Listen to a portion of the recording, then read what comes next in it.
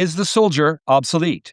Welcome to the call. I'm Jay Sapsford. No infantry, no losses. That's how Ukraine captured a Russian position last month using only robots and drones. And as cheap machines destroy tanks and warships, we ask, will the future of warfare still depend on humans? Joining us now is Eliot Cohen, former State Department counselor under Condoleezza Rice, and today he is the Arleigh Burke Chair of Strategy at CSIS. Eliot, welcome to the call. Good to be with you, Jay. Eliot, you've said in a recent Wall Street Journal article the Ukrainians are now probably the world leaders in drone warfare. But Ukraine hasn't taken back that much territory. So how do you assess that leadership? Well, what you have to do is you have to look at the full scope of combat in Ukraine along a vast front. And what the Ukrainians have been able to do is to really not only stop Russian advances, to take back some small pieces of land, but above all, to inflict horrendous casualties on the Russians to the point that the Russians are losing more people than they can recruit every month. And that's something that's been going on really only for a few months.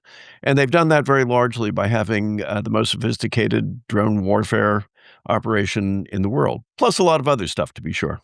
So you've noted that each war is unique, and you mentioned some of this other stuff. Is Ukraine a passing wartime adaptation, or is this a new template for future warfare? Well, in some ways, it is clearly there's a new template in that we have unmanned systems that operate on land, on the surface of the water, under the water, in the air. Of course, we've had those for a long time, and people need to realize the very first American drone was something called the Kettering bug, which was invented at the end of World War I. But it's also, I think, important to understand that the Ukrainian situation is unique because of where it's being fought. It's a huge area against an army that is not, say, as sophisticated as the American.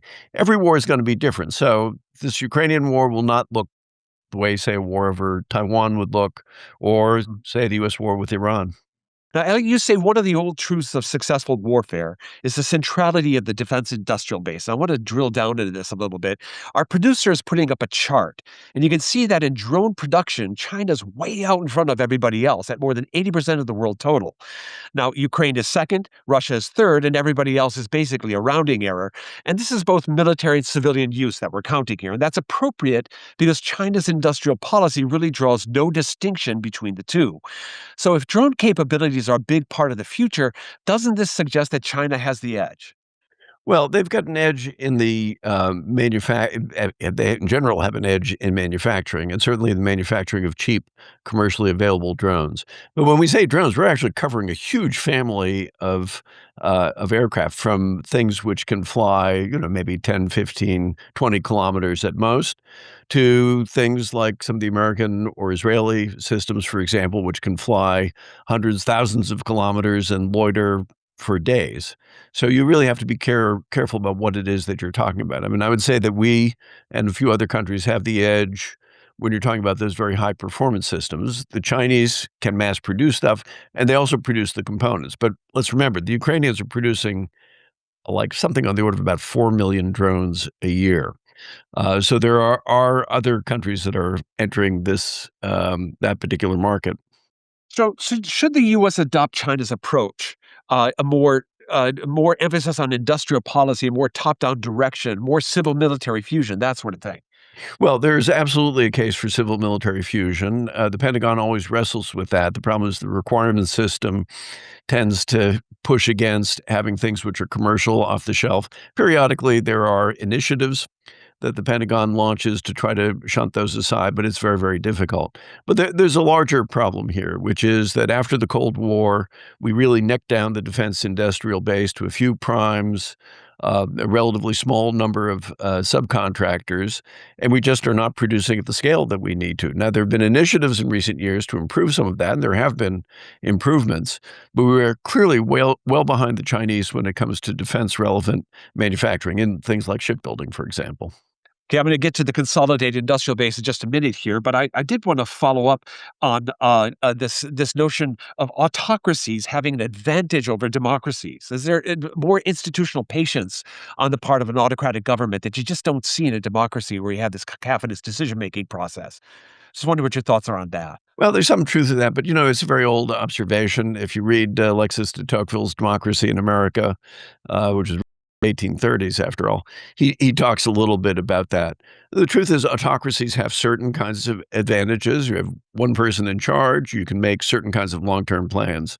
In the long run, I would place all my bets on democracies in terms of the creativity and initiative and the feedback loops that tell you that you're failing. What you don't have nearly as effectively in an autocracy is the feedback that's telling you that this is not working. And if you want a good example of that, look at an autocratic Russia versus essentially a democratic Ukraine.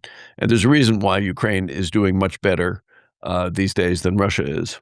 Yes, the citizen soldier is always resilient. Now, you mentioned the consolidation of the defense industrial base after the Cold War ended. In 1993, there's the famous Last Supper at the Pentagon, in which Deputy Defense Secretary William Perry sort of encouraged people to continue consolidating. Just wondering now, there's this quote that I'm going to ask Scott to put up that you had in one of your recent bits of thought leadership. In 2022, the entire U.S. monthly output of 155 millimeter artillery rounds was barely more than what Ukraine fired every single day. Now, this is something you wrote in How to Think About Modern Warfare. I just wonder if you could tell us a little bit more about that and whether or not the key question here is, have we consolidated too much? Well, it's a question of consolidation, but it's also a question of where you choose to spend your money. Mm. Given some increment of money, the services would usually prefer to buy force structure rather than to have large stockpiles of munitions. That's just what the bureaucratic and organizational incentives are. If you think you're going to fight a war, then you, by golly, you need to have those munitions factories turning over at to the greatest extent they can. It also means whether you're willing to accept inefficiency or not.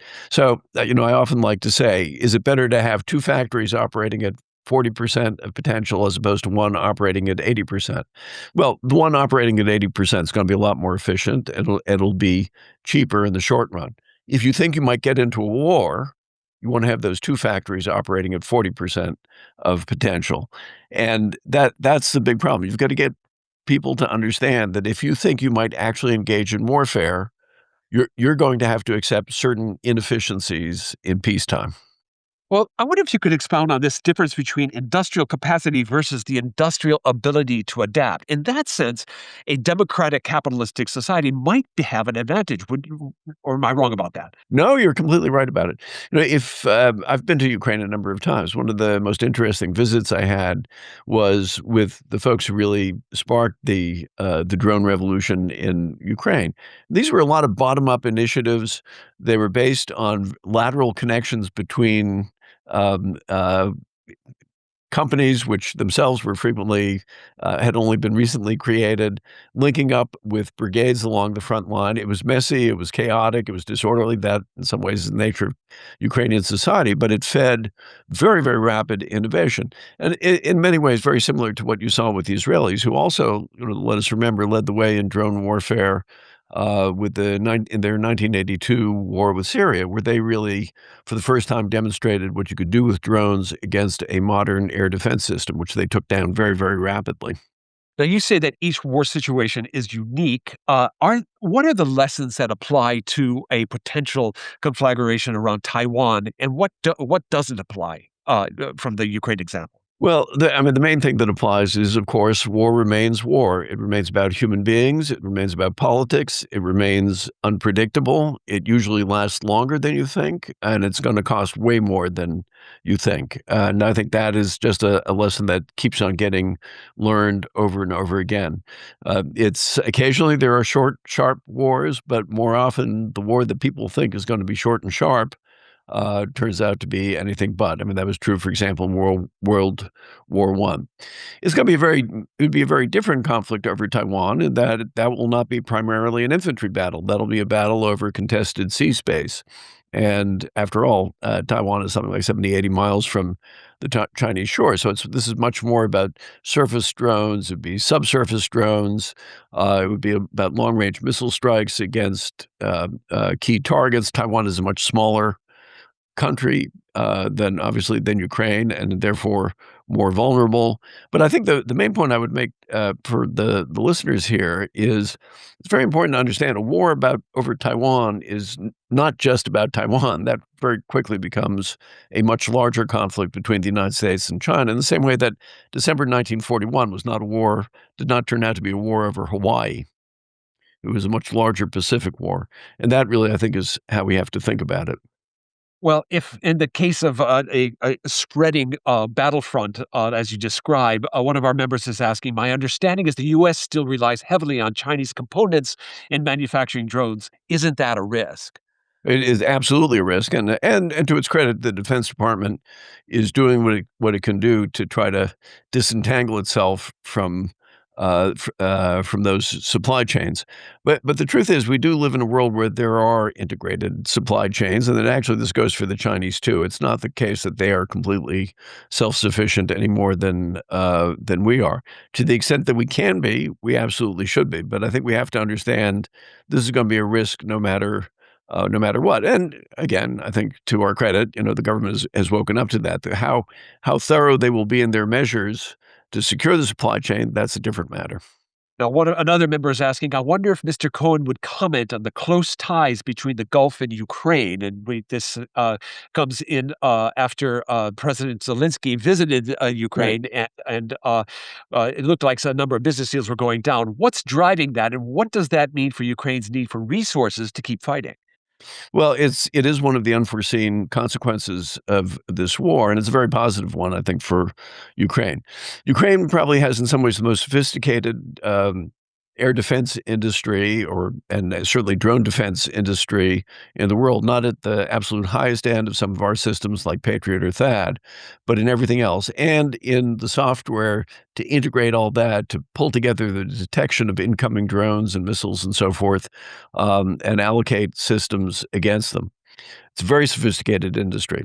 The Gulf states, particularly the Emirates, which were hardest hit, I think, by the Iranians, have a tremendous need for sophisticated air defenses, and they have lots of money to invest. So, this is a match made in heaven. There's something like, I think, about 200 Ukrainian experts who were dispatched to the Gulf, who I think are probably already at work there.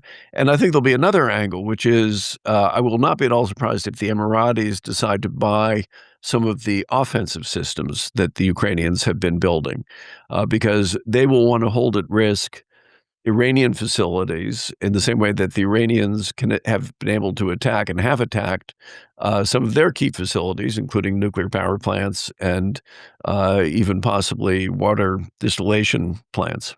Another one of our members in this vein is asking the significance of the U.S. and Ukraine recently signing this MOU to jointly produce drone and export some technologies from Ukraine to the United States. That seems like a pretty welcome development given Ukraine's prowess in this area. It's an extremely welcome development, and I think it shows that we're finally growing up and recognizing that the Ukrainians have things to teach us. For a long time, for the first couple of years of this war, friends of mine in the military said, "Well, this is basically just World War I with a few drones thrown in."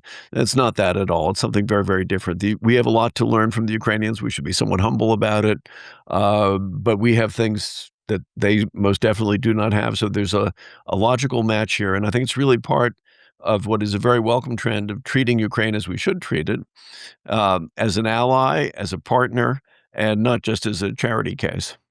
It seems with these cheaper technologies coming online that the barriers to entry to this sort of attack are falling pretty dramatically. I'm just wondering if these sort of technologies might end up in the hands of terrorists and what we might do to mitigate that. Well, they already are in the hands of terrorists. We have had attacks by ISIS in Iraq, where they were using not a single drone, but flocks of drones. And we're going to see more of that. Now, in the history of warfare, for every measure, there's some sort of countermeasure. And people are working very, very hard at ways in which you can disable drones. And particularly, what you need to do is find a way to get the cost exchange ratio down. So you don't want to use a very expensive system to take down a drone that costs only $5,000. And there are solutions that are out there. particularly high energy weapons, things like lasers or high power microwave. But I think it is true that, one of the huge transformations that the advent of large scale drone warfare has made is there's no longer any such thing as air supremacy. Over the D-Day beaches, basically the Germans were able to get a couple of airplanes through, but not much. Well, now with not just with drones, but with the spread of ballistic missile technology, you really cannot deny the other side use of the airspace entirely.